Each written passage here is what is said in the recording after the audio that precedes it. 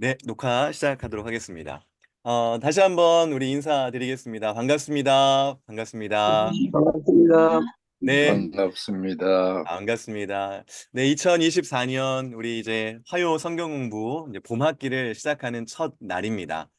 또 이렇게 성경 공부 시간을 기억해 주시고 또 이 저녁 시간에 또 참여해 주시는 모든 성도님들께 감사드리고 또 함께 또이 경주 또 이 하나님을 알아가는 일에 우리 함께 응원하며 격려하며 또 이끌고 밀어주고 또 당겨주는 또 이 귀한 우리 성도의 교제 또 모임이 되었으면 좋겠습니다.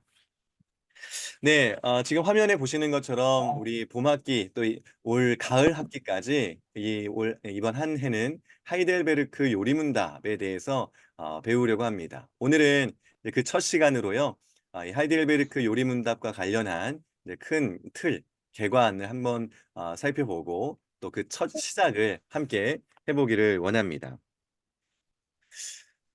네, 아까 우리 화요 성경공부 카톡 채팅방에 제가 이제 화요 성경공부 올 그 봄학기 이제 주차별로 어떻게 진행되는지에 대한 표를 보여드렸습니다. 강의 주제는 하이델베르크 요리문답이 되겠고요. 또 매주 화요일 저녁 8시에 이 시간에 저희가 이제 모여서 함께 또 공부를 해 나갈 겁니다. 강의 방법은 우리가 각 처소에서 이 줌 온라인으로 들어오셔서 이 수업에 이제 참여하실 수 있겠고요. 강사는 저와 우리 박선종 목사님께서 이제 하실 겁니다. 이 강사의 어, 주기가 이제 한 달, 한 달, 한 달 이렇게 좀 돌아가려고 지금 생각을 하고 있습니다. 그래서 3월은 제가 하고 4월은 박선종 목사님, 또 이제 5월은 저, 그리고 또 이제 가을 학기부터 시작하는 이제 9월부터는 또 박선종 목사님, 박선종 목사님 이런 식으로 네, 강사가 돌아가도록 하겠습니다. 교재는요, 우리 코흐트 버흐립, 코흐트 버흐립이라는 이제 이 책을 이제 활용할 텐데요. 우리 지난 주일에 이 책이 배송이 돼서 우리 성도님들께 나눠드렸어야 되는데, 그러지 못했습니다. 배송 문제로. 그래서 지금 교회로 차근차근 오고 있는데요. 돌아오는 주일날 우리 성도님들께 이 책 한 권씩 받아 가실 수 있도록 하겠습니다. 공짜로 드리는 건 아니고요. 우리 성도님들이 구매를 하실 수 있도록 안내해 드리도록 하겠습니다. 네, 오늘은 이제 오리엔테이션과 일문을 한번 좀 살펴보는 시간인데요. 교재에서는 1쪽부터 이제 31쪽까지 쪽수로 참 많은 쪽인데요. 간단하게 또 정리해서 한번 나누어 보도록 하겠습니다. 어, 다음 화면을 보도록 하겠습니다. 우리 성도님들 교회를 나오고 또 이제 믿음을 가진 우리는 가장 중요한 책 한 권이 있습니다. 어, 어쩌면 우리들을 이제 단 한 권의 사람이라고도 부를 수 있겠는데요. 우리의 가장 중요한 그 한 권의 책이 무엇일까요? 성경 맞습니다. 어떻게 아셨습니까? 믿습니다. 네. 아마 우리 모든 성도님들 더 잘 아실 겁니다. 우리는 정말 성경과 뗄래야 뗄 수 없는 관계 있죠. 왜냐하면 우리가 믿는 이 하나님께서 우리에게 주신 이제 특별한 계시 그리고 유일한 계시라고도 할 수 있는 이 성경을 주셨기 때문입니다. 이 성경 안에서 하나님은 어떤 일을 하셨고 또 지금도 어떤 일을 하고 계시고 앞으로 어떤 일을 하실지에 대한 그 모든 내용이 담겨 있고요. 또 우리가 믿는 대상인 하나님 자신에 대해서 성경을 통하여 우리에게 알려주셨지요. 성경은 그냥 단순히 글로 적힌 책이 아니라 이 성경 자체가 하나님의 말씀으로 오늘도 우리에게 동일한 능력과 또 동일한 역사로 우리의 삶을 이끌어 가시고 또 주장하는 하게 하시는 그런 하나님의 특별한 계시라고 할 수 있습니다.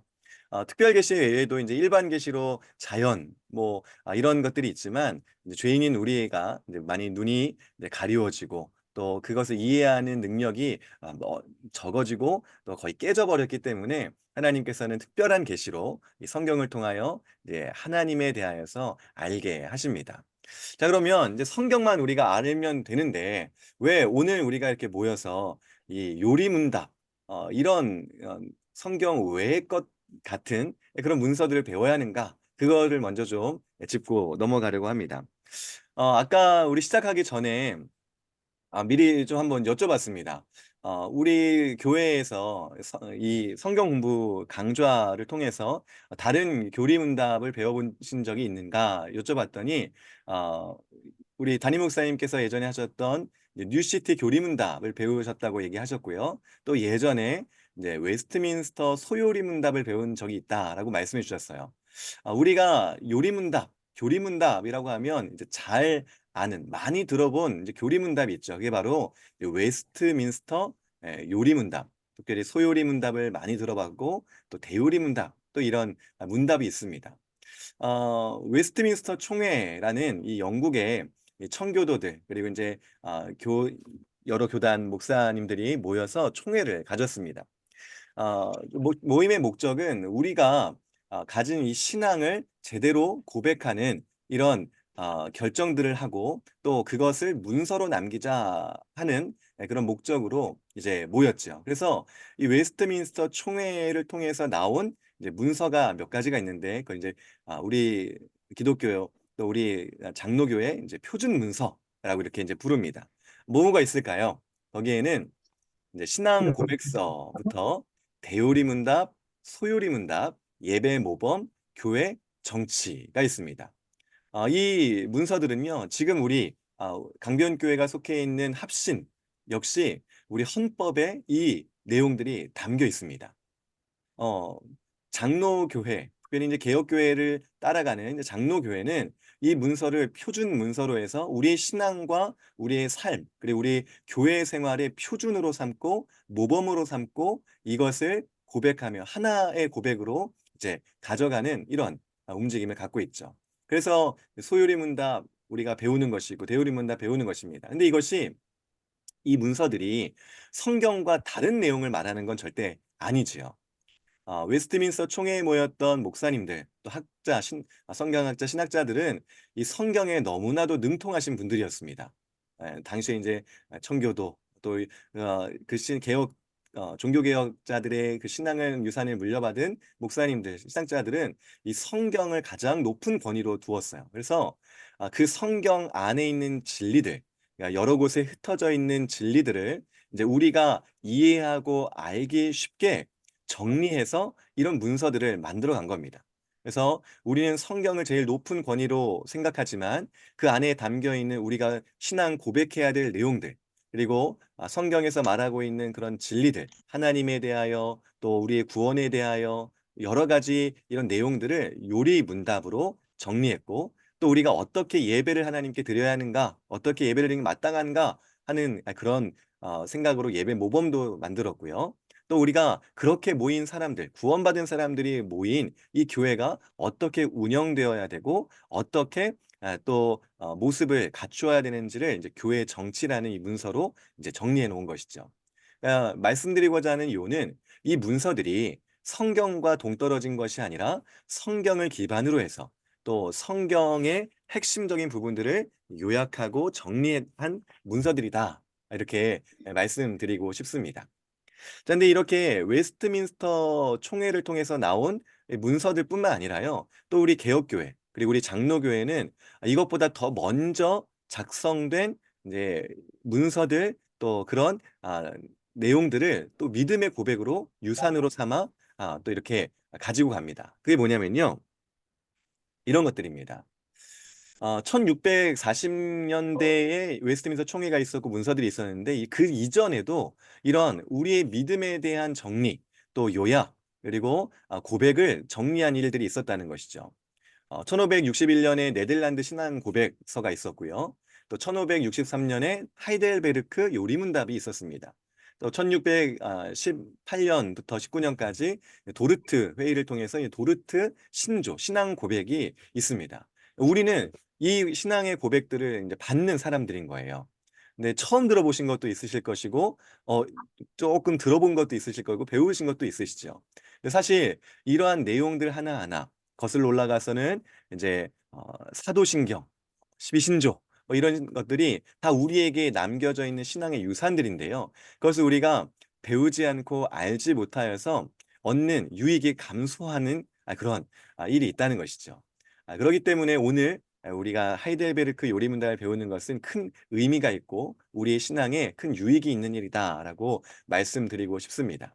자, 웨스트민스터 표준 문서들이 성경을 기반으로 해서 고백되고 정리된 것처럼 위에 나왔던 네덜란드 신앙 고백, 하이델베르크 요리문답, 도르트 신조 역시 종교개혁자들의 그런 유산 속에서 성경에서 우리가 고백하고 알아야 할 내용들을 정리한 이런 문서들입니다. 그러니까 성경과는 전혀 다른 것이 아니라 성경이 제일 권위로 이 위에 자리하고 있다. 이렇게 말씀드립니다.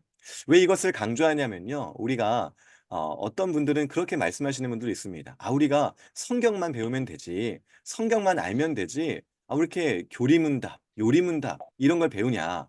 또 우리가 이렇게 겉으로만 읽으면 좀 딱딱해 보이고 또 재미없게 느껴지고 또 우리의 지식만 채우는 것 같고 어, 너무 감동이 없고 이렇게 이제 생각을 하시면서 성경 이야기 또 성경에 나온 그 구원의 그 복음 이것만 배우면 되지 왜 교리문답, 요리문답을 배우냐고 말씀하시는 분들이 간혹 있습니다.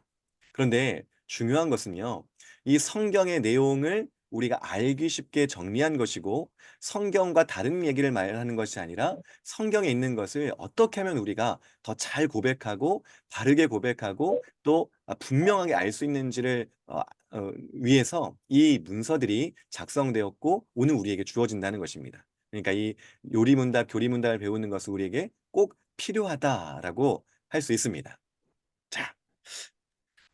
자, 그러면 이제 요리문답이란 뭔가를 한번 좀 생각해보고 넘어가 보도록 하겠습니다. 자, 요리문답이라는 이 카테키즘이라는 단어를 사용하는데요. 요리문답이 뭘까? 예전에 제가 어렸을 때 요리문답을 처음 들었을 때, 무슨 요리, 지금으로 말하면 요리 레시피를 알려주는 건가? 요리라는 말에 이제 탁 꽂혀서 요리문답이 뭐지? 이렇게 생각할 때가 있었습니다. 자, 그럼 여러분들 요리문답은 뭘까요? 요리문답. 예. 요리문답은요, 이 카테키즘이라는 말은 우리 신약 성경 헬라어의 카테케오라는 단어에서 유래했습니다.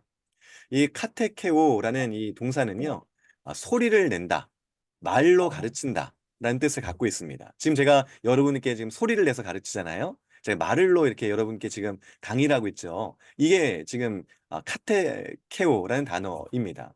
또 여기서 이제 더 나아가서 제가 한 말을 이제 여러분들이 이제 반복하는 거죠. 제가 하는 말. 자, 여러분들 요리문답 한번 해보시죠. 요리문답. 예, 이겁니다. 제가 한 말을 여러분들이 반복하는 거. 그러니까 이 반복해서 이제 하는 그 행위를 카테케오라는 단어가 사용하고요. 여기서 좀 더 나아가서 이제 제가 여러분들께 말로써 질문하면 여러분이 그 질문에 대한 답을 말로써 저에게 말하는 이렇게 대화 형식으로 질문과 답 형식으로 서로 이 내용들을 반복하면서 배우는 게 바로 이 카테케오라는 단어입니다. 이 단어에서 이제 유래해서 요리문답이라는 말을 우리가 이제 사용하는데요. 요리문답의 이 내용의 구성이 질문이 있고 답이 있는 겁니다. 그래서 제가 우리가 믿어야 할 내용이 믿음의 내용에 대해서 질문을 여러분께 드리면 그것에 대한 답을 함으로써 이 내용이 지금 뭐다. 지금 우리가 배워야 될 것이 뭐다라는 것을 알고 고백하고 이해하게끔 이 방식을 사용한 것이죠. 우리 예전에 학교 다니실 때 생각해 보면 주로 어떤 방식의 강의가 많았죠? 어, 저는 이제 중립. 예. 저는 이제 우리 성도님들보다 연배가 이제 좀 낮기 때문에 조금 더 뭐 달라질 수 있었겠지만 그래도 학창 시절을 생각해 보면 항상 이제 선생님이 이제 강의하시는 거죠. 처음 종땡 치면 들어오셔서 인사 이제 서로 나누고 이제 자, 몇 페이지 펴. 그러고 이제 쭉 합니다. 제가 수학을 제일 못했는데요. 어, 이제 변명을 하자면 제가 중학교 때 수학 선생님이 계셨는데 정말 들어오셔서 인사 이렇게 하고 칠판 저 왼쪽 위에부터 그 우리가 수학 가지고 있는 교과서의 그 오늘의 분량 문제 만약에 1번이면 1번부터 그냥 푸시는 거예요. 아무 말 없이. 1번 이게 싹 푸시고 그 밑에 2번, 3번, 4번, 5번. 그리고 이제 밑에까지 하셨으면 이제 줄을 쭉 긋고 여기서 7번, 8번, 9번. 이런 강의였어요. 그래서 이제 변명하기로는 그런 강의법이 아니라 지금 이제 학교에서 많이 하는 그런 강의법을 하면 내가 좀 더 잘하지 않았을까? 이렇게 생각을 해보는데요. 근데 어떻습니까? 이제 그냥 강의 형식으로만 하면 내가 정말 지금 잘 듣고 있는가? 내가 알고 있는가? 확인하기가 쉽지가 않죠. 그런데 만약에 질문과 답의 형식으로 하면 어떻게 되죠? 지금 내가 앞에서 말하고 있는 저 강사가 하는 것에 내가 잘 듣고 있는가? 그것에 대한 답을 생각하면서 내가 잘 그 답을 찾아가고 있는가? 내가 지금 잘 알고 있는가를 알게 되겠죠. 요리문답은 그런 질문과 답의 형식으로 우리가 더 이해하기 쉽고 또 받기에 또 알맞은 형식으로 이런 우리 믿음의 배움의 형식을 담아내고 있다. 이렇게 생각하시면 되겠습니다. 자, 그러면 오늘 왜 우리가 요리문답이 필요할까? 앞에서도 말씀드렸지만, 이제 성경 속 진리를 요약 정리한 것입니다. 성경에 보면 로마서 같은 경우를 보면 어떻죠? 로마서 같은 경우는 바울이 아주 체계적으로 우리가 믿어야 할 내용들에 대해서 탁탁탁탁 합니다. 그렇죠. 그런데 그렇게 이제 서신서나 또 그런 우리가 믿어야 하고 알아야 될 내용들을 잘 이렇게 시작 서론부터 결론까지 말씀해주는 성경이 있는가 반면 정말 이야기 형식의 그런 성경들이 있죠. 어, 뭐 역사서라든지 이런 부분은 그냥 이야기 형식입니다. 그럼 거기서 하나님이 말씀하시는 게 뜻이 뭘까? 이게 이제 잘 캐치가 안 될 수도 있습니다. 그냥 한 사람의 이야기. 또 이 사람은 괜찮은 사람인 줄 알았는데 갑자기 죄를 막 짓고 정말 하나님의 사람으로서 할 수 없는 막 그런 일들도 막 하고 막 이러니까 막 이제 머리가 혼란스러워지죠. 근데 이렇게 성경 전체에 펼쳐져 있는 우리가 믿어야 되고 알아야 되고 우리는 어떠한 사람이고 또 하나님은 어떠한 분이신지에 대한 그런 곳곳에 펼쳐져 있는 그 보석 같은 내용들을 요리문답은 찾아내고 끄집어내고 근거 구절을 삼아서 그 진리를 우리가 알기 쉽도록 정리해 준 겁니다. 또 그뿐만이 아니라 우리 구원받은 사람들이 모인 교회가 하나의 신앙 고백을 할 수 있게 도와주는 것이죠. 지금 여기에 우리가 함께 지금 두, 네, 여섯, 여덟 분이 지금 모이셨는데 우리가 지금 하이델베르크 요리문답을 배웁니다. 이게 성경과 반하지 않는다면 우리가 배우고 그래 이건 우리의 믿음의 고백이지라고 동의를 하고 이제 우리가 그 문과 답에 다 같이 동의를 하면서 서로 하나의 신앙 고백을 찾아가는 겁니다. 그래서 우리가 결국 우리는 우리 교회는 이런 신앙 고백을 하는 교회다라는 것을 자신도 알고 남도 알고 그리고 처음 온 사람도 알고 그러면서 우리가 믿어야 할 이 내용이 이거구나 우리가 믿음의 방향성이 바로 이거구나를 찾아갈 수 있게 해주는 것이죠. 또 누구든지 신앙 원리를 배울 수 있게 합니다. 요리문답은요 사실 이 하이델베르크 요리문답도 성인들을 대상으로 한 문답은 아니었습니다. 이 내용이요. 사실은 어린아이들을 위해서 만들어진 것이죠. 어린아이들이 이제 신앙인으로서 자랄 때 우리가 성경을 생각할 때 이런 내용들을 가지고 성경을 보면서 내가 배운 이 진리, 이 요리 문답이 이런 내용 속에서 나오는 것이구나를 이제 알게 하고 또 더 분명하게 이해할 수 있도록 만들어진 것이 바로 요리 문답이라고 할 수 있습니다. 물론 우리는 성인이니까 배울 필요가 없냐? 그렇지 않죠. 오히려 더 우리가 그런 어린아이도 알아야 하는 기초적인 부분들을 알지 못하는 부분들이 사실 상당히 많거든요. 우리가 다시금 배우면서 이 믿음의 뼈대를 세워가는 그런 좋은 기회로 삼을 수 있다는 것입니다. 전통적으로 그래서 이 요리문답은요, 세례문답, 그리고 입교문답 시에 사용했습니다. 그래서 이제 세례를 받기 위해 믿음의 고백을 하는 친구들에게 이 질문을 하고 답을 요구하고 또 실제로 자신이 고백을 하면서 나는 이런 신앙을 가진 사람입니다를 이제 교회도 알고 그도 알고 그러면서 이제 세례를 받고 교회의 일원이 되는 입교에 사용했다라는 것이죠. 자, 그럼 또 보겠습니다. 그럼 하이델베르크 요리문답은 어떤 것인가? 이제 작성 시기는 아까 앞에서 봤지만 1563년 2월 정도가 됩니다. 우리 그 처음 화면에 썸네일에도 제가 넣은 사진인데요. 자, 여기가 하이델베르크라는 도시입니다. 혹시 하이델베르크 가보신 분 있으십니까? 독일에 있는. 예, 2번 가봤습니다. 와, 와, 너무 부럽습니다. 와,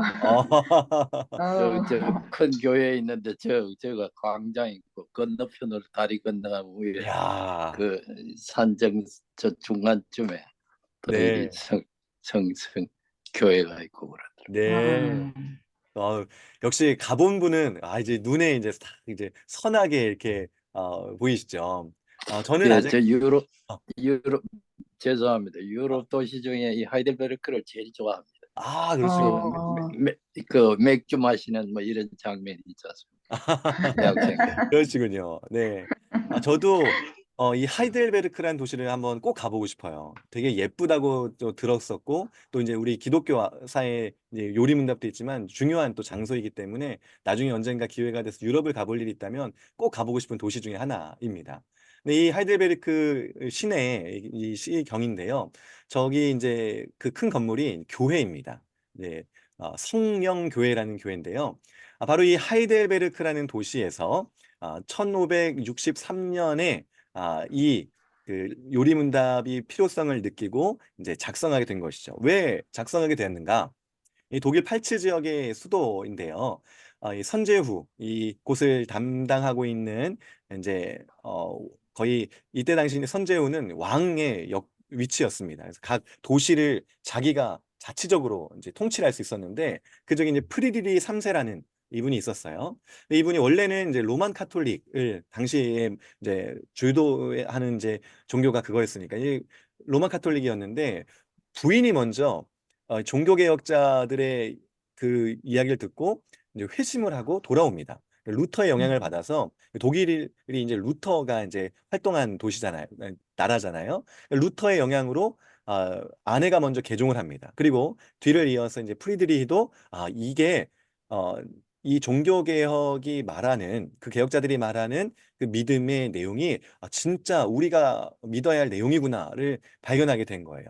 성경의 권위라든지 성경을 해석하는 거라든지 그 안에 복음이라든지 우리가 구원받는 방법이 이 로마 카톨릭이 말하는 공로주의라든지 행위 구원론이 아니라 이 믿음으로 또 하나님의 은혜로 구원받는 이것에 이제 큰 감명을 받고 성령의 역사 가운데 이제 회심을 하죠.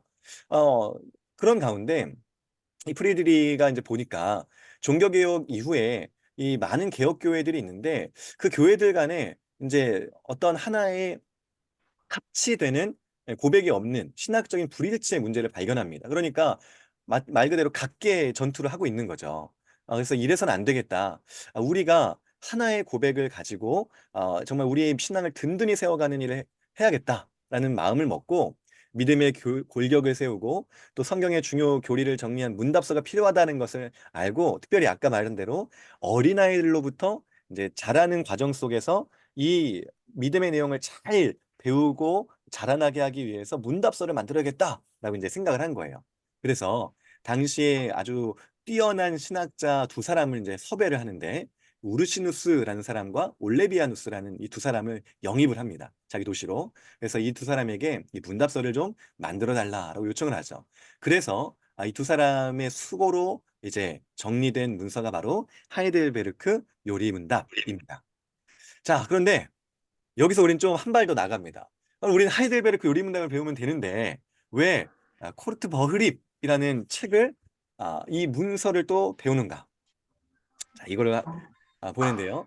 자, 하이델베르크 요리문답도 성경에 있는 진리의 내용들을 요약하고 정리한 것이었죠. 근데 이 하이델베르크 요리문답이 총 129문이 있습니다. 상당히 분량이 방대해요. 어, 그래서 이거를 다 우리가 공부해야 되지만 또 우리가 필요에 의해서 좀 더 축약해서 내용들을 정리해서 가르쳐야 되겠다라는 그런 요구들이 이제 생깁니다. 그래서 단어의 자체적인 뜻을 보면요. 코르트라는 말은 요약, 독일어로 요약이란 말이고 머흐립이라는 말은 개념, 이해라는 뜻입니다. 그러니까 이 하이델베르크가 가지고 있는 그 개념, 그 진리의 요약, 이해들을 그것을 또다시 한번 요약을 한 것이죠.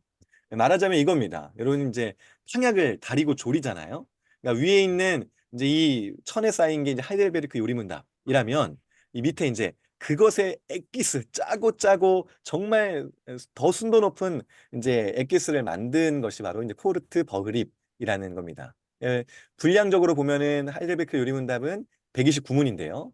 코르트 버그립은 그것을 74문으로 다시금 요약을 합니다. 우리는 이 코르트 버흐립을 배우는 것이죠. 이 코르트 버흐립도요, 필요에 의해서 만들어졌습니다. 미델비르흐란 노예가 있었다고 하는데요. 이 성찬 참여를 위해서 이 코르트 버흐립을 배워서 그 내용을 고백하는 사람에게 이제 성찬을 주자라는 이런 꽝꽝꽝 이런 합의를 보았습니다.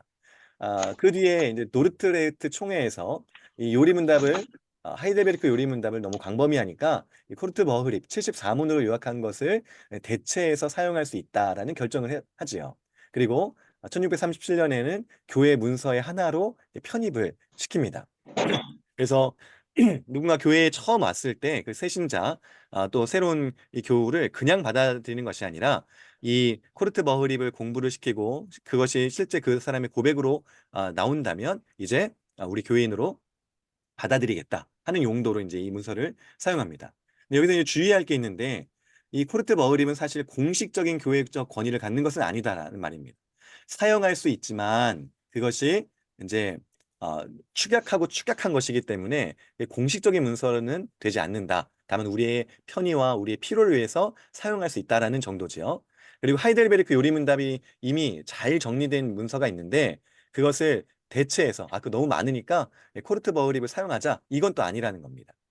다시 말해서 필요에 의해서 또 상황에 따라서 이 요약된 것을 이제 사용하게 되는 것입니다. 코르트 버흐립의 구조는요, 총 3부로 되어 있고요. 74개의 질문과 답으로 되어 있습니다. 사실 하이델베르크 요리문답을 정리한 것이기 때문에 그 내용을 거의 다 따라갑니다. 하이델베르크 요리문답도 크게 1부와 2부와 3부가 나눠져 있고요. 코르트 버흐립도 역시 그 구조를 따라가는 것이죠. 근데 조금 다른 차이점은 분명히 있어요. 예를 들어서 이제 어, 하이델베르크 요리문답은 1문에 우리의 진정한 위로가 무엇입니까? 라는 질문으로 시작을 하거든요. 근데 이 코르트 버흐립은요, 그 다음, 우리에게 그럼 그 위로를 위해서 알아야 될 지식이 무엇입니까? 이 세 가지 지식이 1문답으로 나와 있습니다. 왜 그러면 진정한 위로 그 내용을 뺐냐? 별로 중요하지 않아서 뺐냐? 그건 아니고요.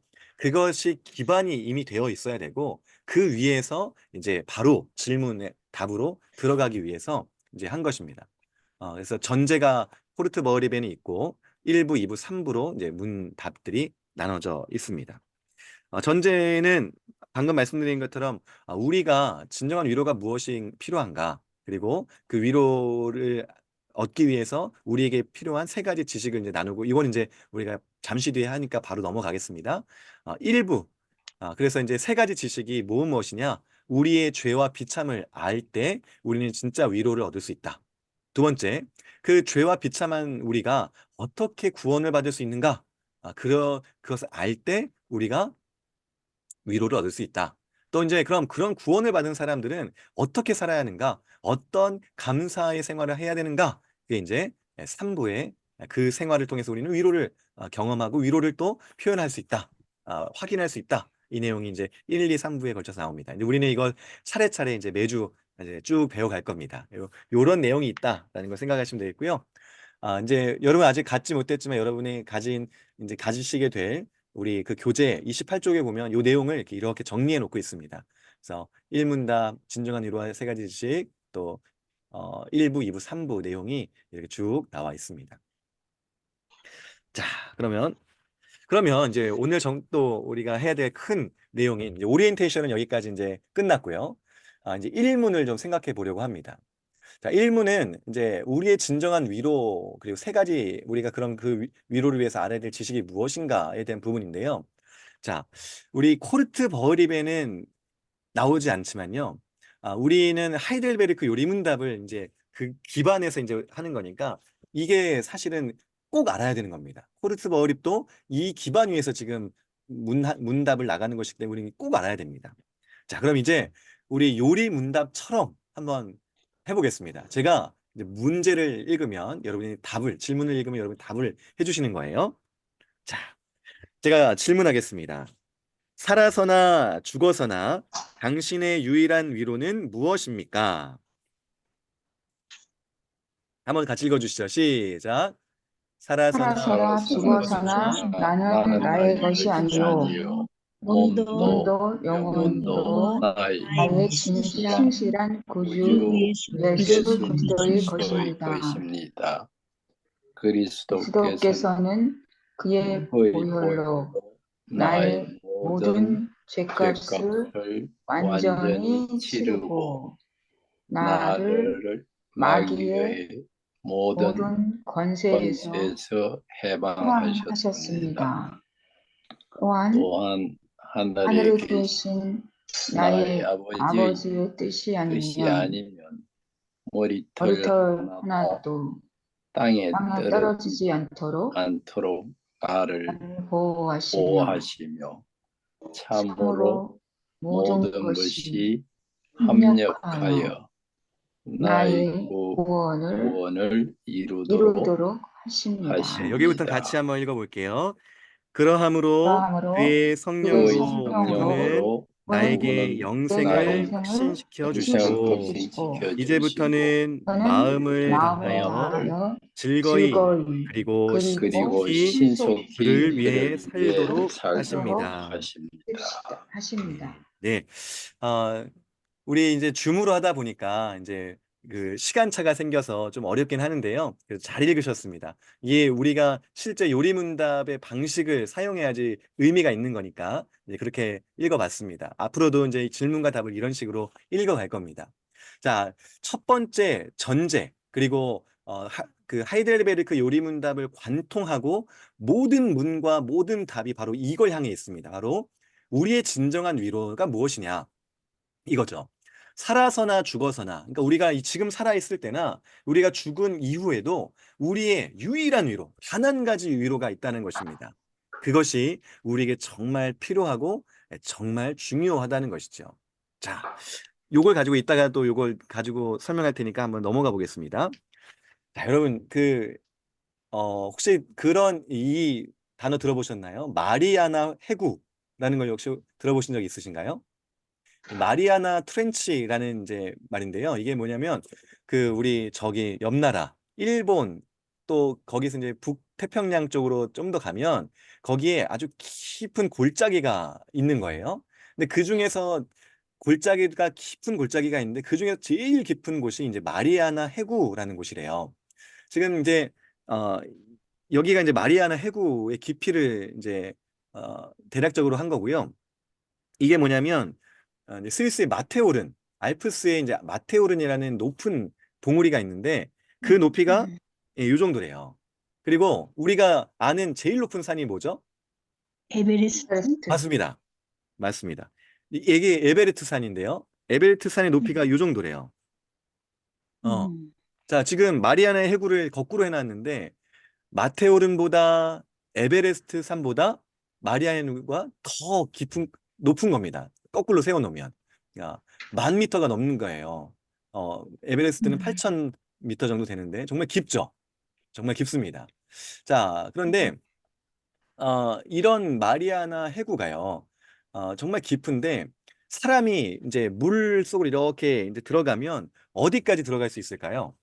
어디까지 들어갈 수 있을까요? 어, 일반적으로 이제 우리 물 속으로 들어갈 수 있는 게 이제 잠수함이잖아요. 일반적인 잠수함은 이제 150m를 들어간대요. 근데 150m 이하로는 못 간대요. 일반적인 잠수함은 이 압력 때문에 수압이 엄청 센 거죠. 근데 이제 그거 말고 좀 더 최첨단 핵잠수함, 좀 더 새로 만들어졌겠죠. 얘네들은 500에서 700m까지 들어갈 수 있대요. 많이 들어갈 수 있을 것 같은데 500에서 700.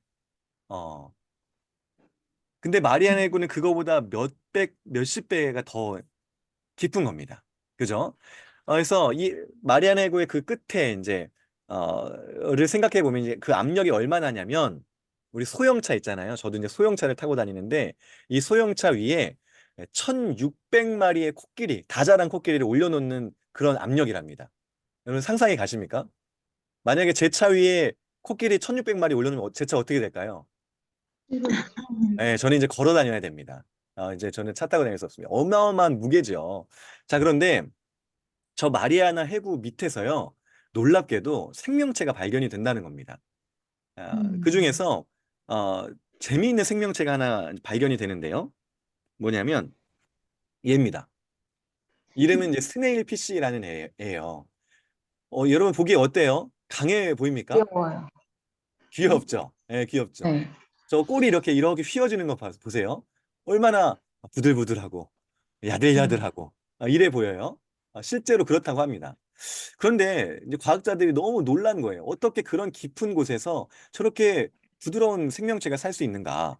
정말 잠수함이 그 최첨단 잠수함이 들어가도 700m인데 그 1000m까지 가면 잠수함 그 강한 잠수함도 막 찌그러지고 그렇게 되는데 무려 7600m 밑에서 이런 애들이 발견이 되는 거예요.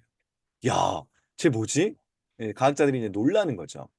그런데 이런 애들이 그런 밑에서 살 수 있는 이유가 뭘까요? 그런 압력을 견딜 수 있고 또 거기에 대응할 수 있는 힘이 얘네들한테 있는 거예요. 우리 사람도 갖지 못한 그런 힘이 얘네들한테 있는 거죠. 하나님께서는 얼마나 놀랍게 이 생명체들을 창조하셨는지 저는 그것만 봐도 느껴집니다. 근데 얘네들이 그런 거예요. 정말 조금만 힘 가하면 죽을 것 같은 애들인데 거기 7,600m 밑에서 살고 발견된다는 거죠. 자, 오늘 우리들이 살아가는 이 삶은 어떻습니까? 어, 마치 7,600m, 10,000m 물 밑에 있는 그런 압력을 우리가 받고 있는 것 같은 삶을 산다는 거죠. 여러 가지 문제들이 우리의 삶에 압력을 가는 문제들이 참 많이 있는 거죠. 어떤 때는 병에 걸리는 일도 있고요. 큰 사고를 당해서 힘들 때도 있고요. 또 내가 가진 재산들을 잃어버리고 파산하는 그런 속에서 고통과 슬픔을 당하기도 하고 범죄, 죽음, 뭐 전쟁, 때로는 자연재해가 우리의 삶을 위협하고 또 우리를 고통스럽게 하고 우리 전후좌우에서 압력을 가한다는 거죠. 마치 그 밑에 어, 수압이 정말 꽝하게 이제 옥죄는 것처럼 우리 삶의 주변에 나 주변에 이런 문제들이 우리를 이제 옥죄고 있습니다. 자, 근데 이런 삶의 현실에서 어떻게 우리가 버티고 어떻게 우리가 살아갈 수 있을까요?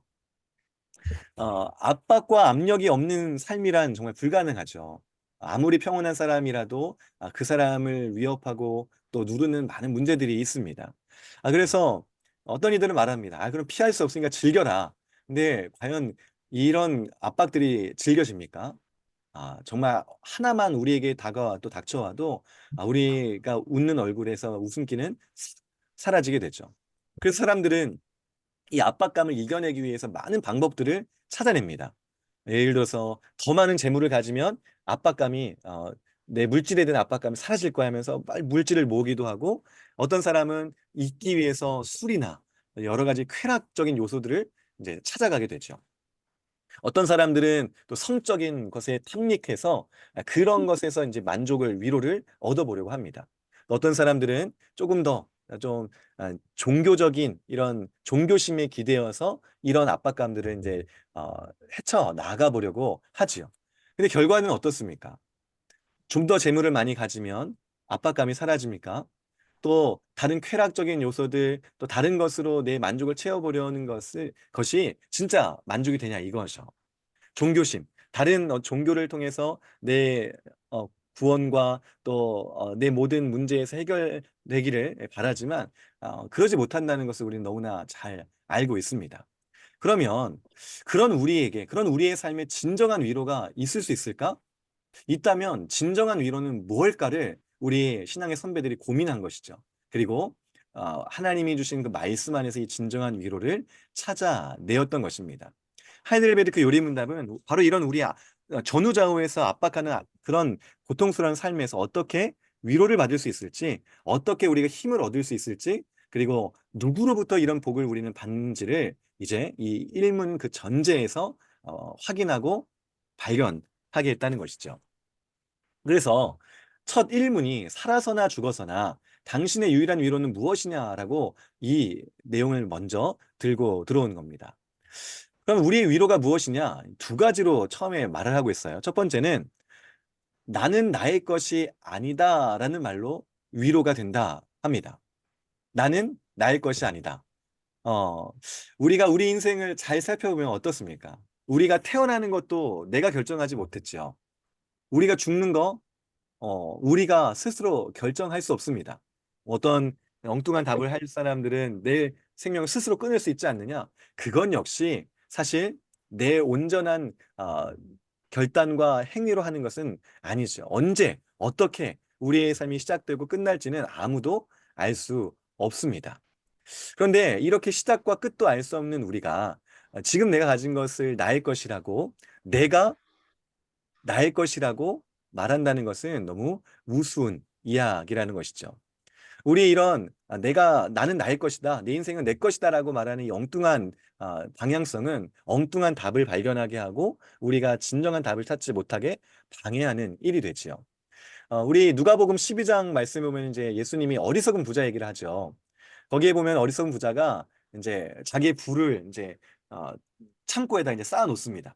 나 이제 이렇게 창고를 많이 채웠으니까 나 이제 든든해, 괜찮아. 창고가 부족한 것 같은데 좀 더 지어야겠어. 하면서 이제 아주 만족스럽게 이제 잠이 듭니다. 근데 그런 부자에게 하나님이 말씀하시죠. 내가 오늘 밤에 내 생명을 가져가면 이 부가 누구의 것이 되겠는가?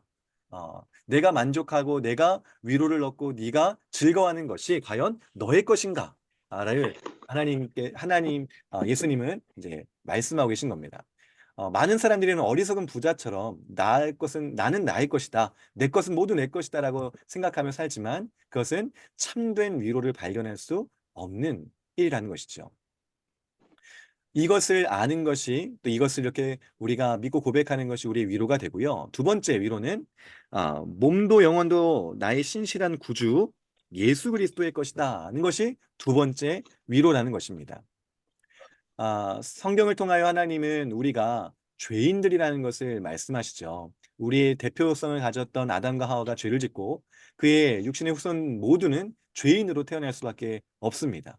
근데 이 하나님 앞에 죄에 대하여 진노, 또 심판, 멸망, 죽음의 값을 치러야 되는 우리를 위해서 예수 그리스도가 오셨고 그분이 우리를 위하여 죽으시고 다시 살아나심으로 우리의 모든 구원을 이루시고 우리에게 그 구원의 은혜를 허락하신다는 것을 말씀을 통하여 알려주십니다.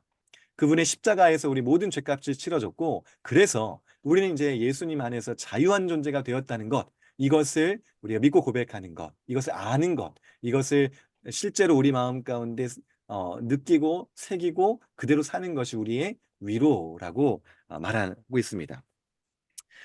이 고백에 근거가 있죠.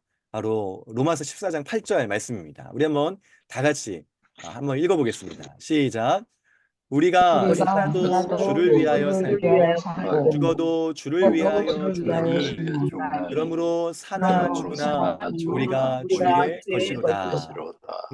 바울 사도가 우리의 죄인됨 그리고 우리 죄인된 우리를 위하여 그리스도의 그 구속의 은혜를 설명한 다음에 이렇게 고백을 하는 겁니다. 우리가 사나 죽으나 주의 것이로다. 바로 이 성경의 진리가 오늘 우리 요리문답을 통해서 이렇게 고백되어지는 것이죠. 성경과 요리문답의 연결성을 또 우리가 이렇게 한번 살펴볼 수 있겠습니다. 자, 이렇게 나는 나의 것이 아니다, 그리고 나는 예수 그리스도의 것이다가 이제 우리의 진정한 위로가 되는데 그것이 또 위로가 되는 이유는 그 다음 구절들에 나옵니다. 우리가 다 읽지는 않겠지만 제가 빨간 글씨로 이제 좀 강조를 해놨는데요. 바로 예수 그리스도께서 우리를 해방하셨다. 무엇으로부터 해방인가? 죄로 인한 하나님의 진노와 심판에서 우리를 해방하셨고 또 우리가 죄인으로서 마귀, 사단의 종되고 그의 자녀가 된 이런 비참한 상황에서 우리를 자유인으로, 의인으로, 하나님의 자녀로 해방시키셨다는 것이죠. 이것이 우리에게 위로가 되고요. 또 두 번째는 우리를 끝까지 보호하신다는 겁니다. 그냥 한번 구원해 놓고 이제 네 맘대로 네가 할 수 있는 대로 살아봐가 아니라 우리를 끝까지 보호하시며 인도하시고 지키신다는 것이 우리의 위로가 되는 것이고요. 또 그러므로 성령께서 우리의 영생을 늘 확신시켜 주신다. 나 어떻게 구원받은 거 맞아? 나 구원받은 백성 맞아? 하지 않도록 늘 성령께서 우리에게 구원의 확신을 이렇게 준다는 것이죠. 그 확신이 단순히 내가 확신 가져야지가 아니라 나의 구원의 확신은 나를 위하여 죽으신 예수 그리스도, 나를 위하여 사신 그 예수님 때문에 내가 확신을 갖는 이 확신을 성령께서 늘 주심으로 우리가 위로를 얻는다는 것이고요. 마지막으로 이제부터 마음을 다해서 즐거이 그리고 신속히 그를 위하여 살도록 하신 이것이 바로 은혜요 우리의 위로가 된다는. 그를 위해 사는 것은 우리의 모든 복과 유익이 하나님의 품으신 뜻에서 발견되고 우리가 누려질 수 있기 때문에 그를 위해 사는 것이 위로다라고 우리 신앙의 선배들이 그렇게 고백을 하는 것입니다. 자, 이것이 이 하이델베르그가 가지고 있는 전제요, 또 하이델베르크 요리문답 1문의 내용입니다. 우리가 살아서나 죽어서나 우리의 유일한 위로는 무엇이냐? 네, 아이고. 네, 죄송합니다. 그래서 여러분들 우리 소유리문답 1문 여러분들 많이 외우시고 기억하시죠? 무엇이죠? 음, 하나님의 영광. 네, 누가 하나님의 영광. 예. 네, 그 영혼 즐거워하는 그렇죠. 것. 영원토록 하나님을 즐거워하는 것. 이것이 우리의 삶의 이제 정체성, 우리 살아가는 그리스도인의 모습에 대한 그 큰 조망을 이제 소유리 문답은 우리에게 해주는데요. 하이델베르크 요리 문답은 또 소유리 문답과 조금 결이 다릅니다. 그러니까 결이 다른 건 다른 내용을 말한다는 게 아니고 그 강조점과 중요성이 조금 다르다는 거예요. 그러니까 웨스트민스터 소요리 문답은 이제 그 개혁 교회가 장로 교회가 틀이 갖춰지고 이제 그 안에서 이제 자유를 조금이라도 더 얻고 우리가 어떻게 살아야 되는가 어떤 사람들인가를 이제 좀 아는 것에 포커스가 맞춰져 있다면 이 하이델베르크 요리 문답이 작성되는 시기에는요 실제적으로 개혁 교회에 대한 핍박이 그때보다 더 심했어요. 로마 카톨릭은 여전히 승승장구하고 있었기 때문에 이 개혁 교회를 이단으로 취급하면서 찾아내어서 발견하면 모진 고문을 가하고 죽음에 이르게 하는 일들을 했죠. 그런 가운데에서 지금 이 문서 하이델베르크 요리문답이 탄생하는 거거든요. 지금 나는 개혁교회, 개신교회, 장로교회 신앙을 가짐으로써 이제 생명의 위협까지 당하는 상황에서 내 재산도 잃어버리게 되고 또 내 가족들도 흩어지게 되고 내 생명까지 잃어버릴 수 있게 되는 상황에서 무엇으로 위로가 되는가, 무엇으로 위로를 삼을 수 있는가를 고민한 거예요. 그랬을 때 나는 나의 것이 아니요 나는 예수 그리스도의 것이다라는 것으로 이 성도들에게 위로를 주기를 원했다는 겁니다. 그래서 결이 다르고 이제 조금 포커스가 달라졌다는 거. 이게 또 이제 재미있는 차이점이라고 할 수 있겠습니다. 자, 그래서 이렇게 나는 나의 것이 아니고 나는 예수 그리스도의 것이다라는 것을 아는 사람에게는 그 위로를 우리가 분명하게 새기면서 확인하기 위하여 세 가지 지식이 있어야 된다라고 하이델베르크 요리문답은 말합니다. 그것이 무엇이냐면 사나 죽으나 당신이 이 위로를 받기 위해 알아야 할 것이 무엇입니까? 예요. 자, 그럼 이제 우리 또 요리문답답게 제가 질문했으니까 우리 성도님들이 답을 한번 읽어 주시겠습니다. 자, 시작. 첫째는 나의 나의 죄와 죄와 비참이 비참이 얼마나 얼마나 심각한지 심각한 일입니다. 일입니다. 둘째는 둘째는 내가 내가 나의 죄와 죄와 비참에서 비참에서 어떻게 어떻게 구원을 받았는지입니다. 받았는지입니다. 내가 셋째는 구원을 내가 주신 하나님께 어떻게 감사할 어떻게 것인지입니다. 감사할 것인지입니다. 네, 우리가 가질 수 있는 진정한 위로가 무엇이냐라는 그 기반 위에 이제 그 위로를 확인하고 또 위로를 실제 살아내고 또 위로 가운데 영광을 올려드리기 위해서 이제 세 가지 큰 지식이 있어야 된다. 이것을 이제 말합니다. 이것은 이제 요약해 보면요. 앞으로 우리가 이제 하나하나 배울 것이기 때문에 오늘은 그냥 큰 뭉텅이만 하겠습니다. 먼저는 죄에 대해서 알아야 되고요. 우리가 가지고 있는 죄, 그래서 우리가 죄인으로서 얼마나 비참한가를 먼저 알아야 되고 그 죄에서 이제 구원하시는 하나님의 은혜를 알므로 우리는 위로가 되고 또 이제 그 구원받은 자로서 어떻게 하나님을 섬길 것인가, 감사의 삶으로 하나님께 영광 올려드릴 것인가, 그로부터 우리가 얻는 위로를 이제 확인하고 또 몸소 보여줄 수 있다는 것입니다. 자, 왜 우리가 죄를 알아야 되는가? 이거는 우리 그 삶에서 이제 어떤 병에 걸린 것을 생각해 보면 쉬울 것 같아요. 만약에 제 안에 어떤 병이 있다면 그 병을 고치기 위해서는 무엇을 해야 됩니까? 약을 먹어요. 그렇죠. 약을 병원에 먹어야 된다. 약 먹기 네. 전에 병원에 가요. 병원에 병원에 가야 검진을 돼요. 받아야 됩니다. 그렇죠. 병원에 검진을 받아야 돼요. 검사 네. 나 요즘에 너무 갑자기 피곤해. 막 코피 나. 몸에 기력이 없어. 이런 증상은 있지만, 어, 실제적으로 그 병의 완전한 치료를 위해서는 이 병이 무엇인가 알고, 그래서 그러기 위해서 검사를 받아야죠.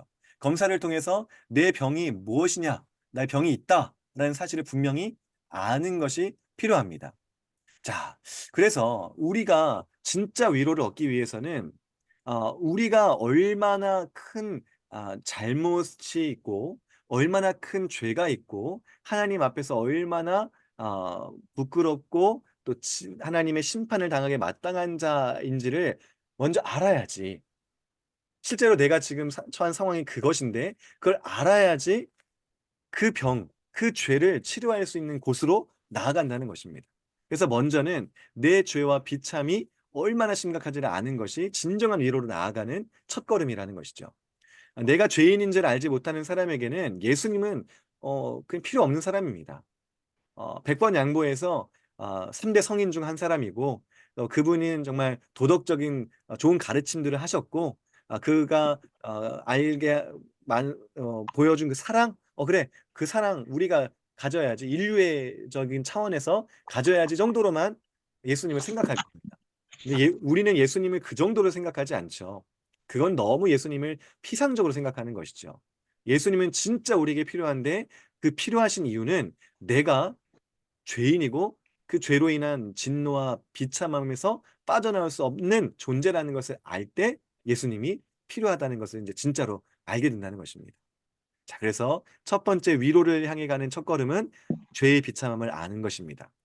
네, 두 번째는 구원입니다. 그런 죄인들에게 비참함에 있는 사람에게 어떻게 그것을 빠져나올 수 있는가? 병을 고치기 위해서는 알맞은 치료법을 시행해야죠. 아까 말씀하셨던 것처럼 그 제대로 된 약을 먹어야 됩니다. 어떤 사람이 물에 빠졌는데요. 이런 비유를 잘 합니다. 어떤 사람이 지금 내가 물에 빠졌어요. 근데 나는 이제 나와야지 살잖아요. 어떻게 내가 나올 수 있을까요? 내가 막 물에 빠져서 허우적대고 있는데 내 머리를 이렇게 잡고 자, 나가자! 막 이렇게 하면은 물에서 나갈 수 있습니까? 난 아유, 그런 생각 못 하죠. 막, 어우, 살려줘. 막 이러다 그냥 막 꿀꺽꿀꺽 할 수밖에 없죠. 아무리 힘이 센 사람도 자기 머리를 잡고 물 밖으로 꺼내낼 수 없습니다. 우리의 존재가 이렇다는 거죠. 우리가 가진 죄와 비참은 우리가 해결해서 없애고 또, 구원받게 할 수 없다는 것입니다. 우리의 죄, 우리가 가진 죄는 내가 해결할 수 있는 문제가 아니라 온전하신 하나님, 온전한 인간 되신 존재, 바로 예수 그리스도만이 구원할 수 있는 구원자시다는 것을 이제 아는 것. 이게 바로 위로를 얻는 두 번째 우리의 필요한 지식이라는 겁니다. 마지막으로 세 번째는 자, 그럼 이렇게 우리가 구원받았으니까 어떻게 살 건데? 입니다. 병을 고치고 났어요. 그럼 이제 병을 고치기 전의 삶으로는 살아갈 수 없습니다. 그렇죠? 어, 저희 아버지도 이제 당뇨가 조금 이제 있으세요. 이게 이제 심하진 않은데 약으로 조금씩 이제 관리를 하고 계신데 이 당뇨가 내가 있다라는 걸 안 다음부터 예전처럼 살지 못하십니다. 그렇죠? 먹는 거, 또 운동하셔야 되고, 또 다른 때 뭐 다른 사람과 다르게 또 생활하고 행동해야 되는 게 분명히 생깁니다. 그렇죠. 병을 키우지 않기 위해서 병을 이제 고쳤으니 다시 병에 걸리지 않기 위해서 그런 행동들을 해야 됩니다. 이것이 우리가 이제 또 신앙적인 차원에서 해야 되는 거죠. 이제 내가 그렇게 나의 비참함을 알았고 그런 비참한 존재를 예수 그리스도가 십자가로 우리의 죄를 구원하셨고 그러면 그 은혜를 우리가 알았으니 그 감격 속에서 마땅히 이제 하나님을 따라 살기로 자발적으로 헌신하며 결단하며 그렇게 이제 살게 된다는 것입니다. 네. 우리 출애굽기 21장을 보면요. 이런 얘기 하나 나옵니다. 출애굽기 21장에 보면 하나님께서 모세를 통해서 이제 그 명령들을 주시잖아요. 어떻게 이스라엘 백성들이 살지. 근데 그 중에서 종에 대한 명령을 하세요.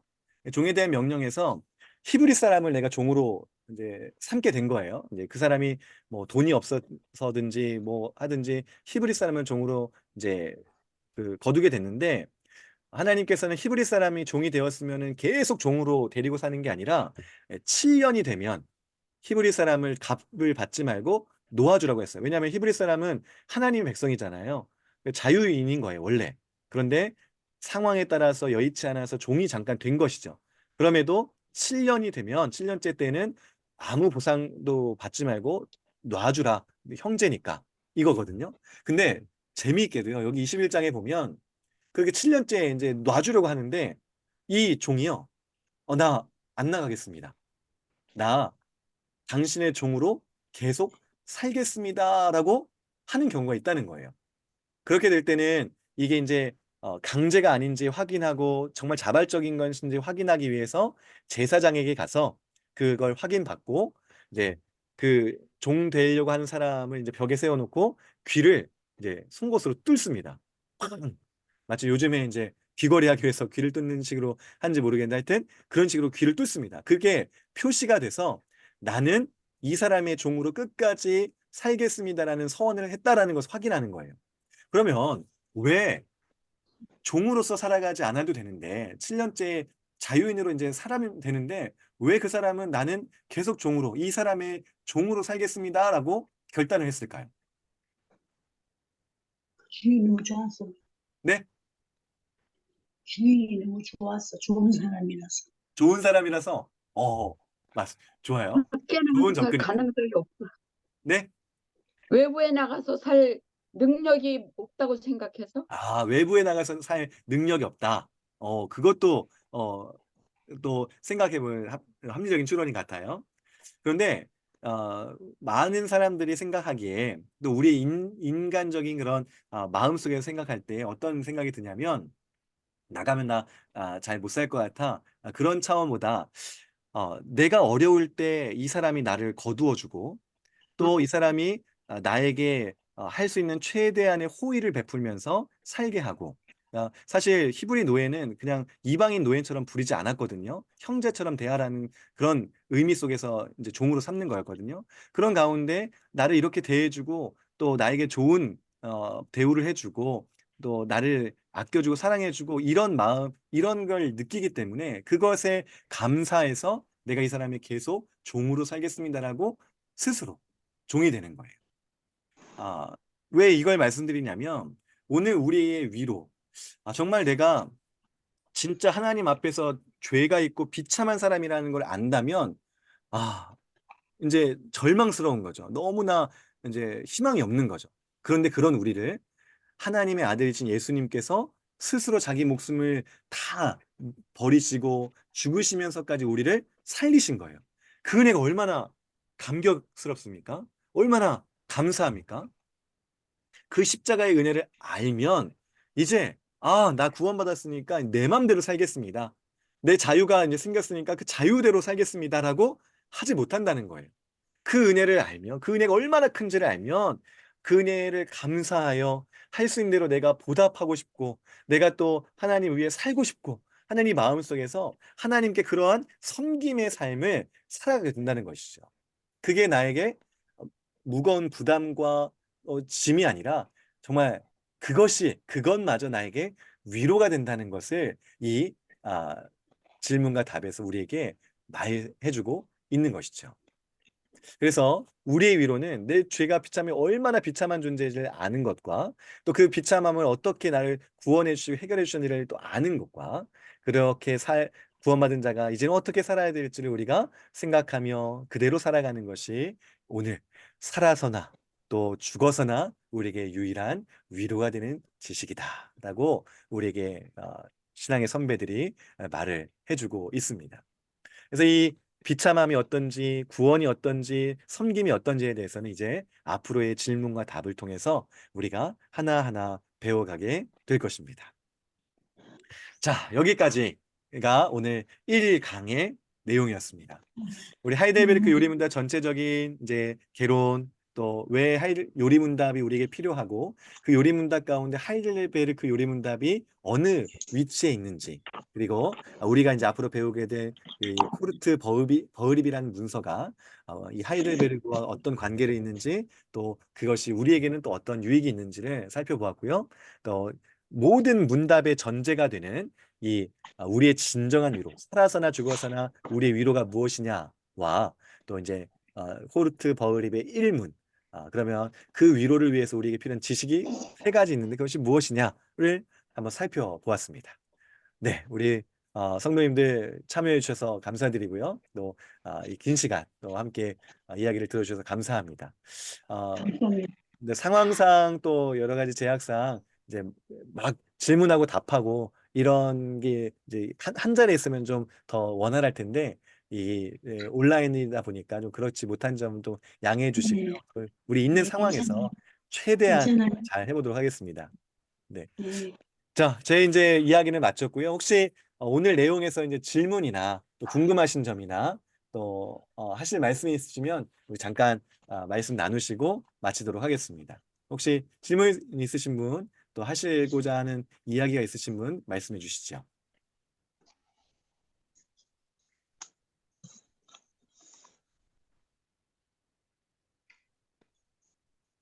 교재가 나오면 오늘 그 설명을 쭉 하신 내용들이 어느 정도 그 교재 속에 있습니까? 앞에 이제 개론적인 부분에서요, 이제 코르트 버흐립에 대한 이제 설명을 이제 좀 드렸잖아요. 네, 그 예. 내용들은 이제 여기에 그 앞에 저자가 이제 정리한 부분에 나옵니다. 저도 이제 거기서 또 발췌해서 이제 정리한 부분이 있고요. 또 다른 부분에서 가져온 것이 있는데, 이 코르트 버흐립에 대한 내용, 그리고 하이델베르크 료이문담의 간략한 정보들이 이 앞에 들어가며라는 부분에 이제 나오고요. 어, 잘 정리해 놨습니다. 그리고 왜 구조가 어떤지, 필요성이 무엇인지를 잘 설명해 주어서요. 아마 교재를 나중에 한번 보시면 그 내용이 이런 내용이구나 더 또 확인하실 수 있을 겁니다. 제가 오늘 한 것보다 또 자세하게 설명해 놨습니다. 예. 하여튼 이 메모를 하면서 설명 말씀을 들으려니까 미처 쫓아가기도 바쁘고 맞습니다. 그래가지고 네네. 네네. 말씀을. 알겠습니다. 저도 최대한 좀 이해하시기 쉽게 설명하고자 했는데요. 네네. 잘하시는데요. 그때 혹시 뭐 또 이렇게 하셔야 될 얘기가 있으면 강의 중에라도 이렇게 잠깐 말씀해 주시면 거기 짚고 넘어가도록 하겠습니다. 네, 네. 또 다른 감사합니다. 네, 질문이 없으십니까? 네. 네, 좋습니다. 혹시 이 시간이 아니더라도 이제 생각하시다가 궁금하신 점이 있으면 저에게 이제 문자나 이런 거 주시면 제가 또 성실하게 대답해 드리겠고요. 주일날에 이렇게 만나면 한번 말씀해 주시면 좋겠습니다. 그러면 우리 마지막으로 우리 서로 우리 격려, 또 수고하셨습니다. 또 함께해서 좋습니다. 이야기 나누고 이 시간 마치도록 하겠습니다. 수고하셨습니다. 목사님 네, 늦게까지 수고 많으셨습니다. 네, 감사합니다. 감사합니다. 네, 반갑습니다. 네. 감사합니다. 네. 참고로 지금 이제 요 강의, 지금 1시간 분량의 강의는요, 녹화가 됐어요. 그래서 우리 네. 유튜브에 이제 그 올라가거든요. 그래서 이제 너무 빨라서 좀 놓친 부분이 있으시다면 우리 그 교회 홈페이지 또 유튜브에 들어가셔서 화요 성경부 란에 들어가시면 다시 볼 수 있으십니다. 아, 그래서 거기서 또 한번 복습하셔도 좋을 것 같습니다. 네. 네, 좋습니다. 그러면 저희 기도하고 모든 수사 마치도록 하겠습니다. 제가 기도하겠습니다. 우리 다 같이 한번 기도하죠. 우리 짧은 시간이라도 오늘 배운 내용 생각하시면서 하나님 정말 우리에게 좋은 신앙의 선배들을 주셔서 또 어려운 상황 가운데에서도 이런 문서를 남겨놓게 하셔서 우리 믿음의 내용들을 확인하고 배울 수 있게 하셔서 감사합니다. 네, 우리 감사의 기도 드리고요. 또 특별히 우리에게 지혜와 끝까지 함께 목적지까지 갈 수 있는 끈기와 힘을 우리 모두에게 허락해 달라고 우리 함께 기도하면 좋겠습니다. 기도하시고 제가 기도하고 마치도록 하겠습니다. 함께 기도하겠습니다. 하나님 살아계신 아버지 아버지, 하나님 감사합니다. 하나님께서 오늘 우리에게 귀한 화요 성경의 시간을 허락하여 주시고 이 시간을 통하여서 우리 믿음의 내용 또 알아야 될 것들 또 하나님께서 우리에게 베푸신 은혜들을 기억하며 생각하게 하시니 감사드립니다. 주님, 참으로 우리는 하나님이 없이는 살 수 없는 존재이고 또 우리가 그리스도의 은혜가 아니라면 하나님의 진노와 심판에 합당한 삶을 우리가 이미 압니다. 그러나 이 시간을 통해서 우리의 죄와 비참이 무엇인지 이것에서 우리 스스로 해결할 수 없는 이 문제를 예수 그리스도가 해결하셨다는 것을 배우며 이 큰 은혜를 받아서 하나님을 고민하며 또 그대로 실천할 수 있는 이 시간 되게 하여 주옵소서. 늦게까지 함께 참여하신 모든 우리 성도님들 복 주시고 끝까지 함께 할 수 있는 끈기와 인내 또 격려가 우리에게 있게 하여 주옵소서. 제가 기도를 모으겠습니다. 살아계신 하나님 아버지, 오늘 우리에게 귀한 성경 공부의 시간을 허락하시니 감사드립니다. 길고 길었던 또 이 겨울 방학을 마치고 오늘 첫 시간을 하였습니다. 이제 봄이 되면 만물이 소생하고 또 하나님께서 허락하신 삶의 기지개를 펴는 것처럼 또 우리가 영적인 기지개를 펴며 잠들어 있던 우리의 신앙의 눈이 떠지고 특별히 이 하이델베르크 요리문답 또 그것을 정리한 코르트 버흐립을 통하여 이 성경 속에 펼쳐져 있는 그 하나님의 은혜의 파노라마를 우리가 확인하며 또 정리할 수 있도록 하나님 은혜 베풀어 주옵소서. 오늘 이 시작하는 시간 함께 참여한 우리 성도님들 계십니다. 우리 한 분 한 분 주께서 창세전에 택하신 하나님의 구원받는 자들인 줄로 믿습니다. 우리가 이러한 은혜 받은 자들로서 오늘 또 우리에게 알게 하시는 이 큰 그 깊은 은혜의 바다를 또 우리가 나아가며 마주할 수 있도록 도와주옵소서. 또 우리의 삶에 많은 압력과 또 우리를 또 무너뜨리고자 하는 사단의 많은 공격들이 있지만 그러한 이 세상의 압력과 사단의 공격 속에서 우리가 능히 버티고 대응할 수 있는 것은 바로 이 진정한 위로가 있기 때문입니다. 이 위로에 대한 내용을 우리 가슴 깊이 생각하면서 나는 나의 것이 아니요 오직 예수 그리스도의 것이며 또 이 모든 비참에서 구원하여 주시며 이 감사의 삶을 살아가게 하시는 하나님의 은혜로 우리가 위로를 얻는 우리 성도들 되게 하여 주옵소서. 우리 이제 평안한 밤 되게 하여 주시고 사랑하는 자들에게 잠을 허락하여 주시며 또 우리가 내일 새로운 또 하루를 또 주일 다시 만나는 그날까지 주님 지켜주시고 또 은혜 내려 주옵소서. 감사드리며 우리 구주 예수 그리스도의 이름으로 기도하옵나이다. 아멘. 감사합니다. 네, 수고하셨습니다. 감사합니다. 수고하셨습니다. 네, 주님이 평안히 고맙습니다. 돌아가시고 감사합니다.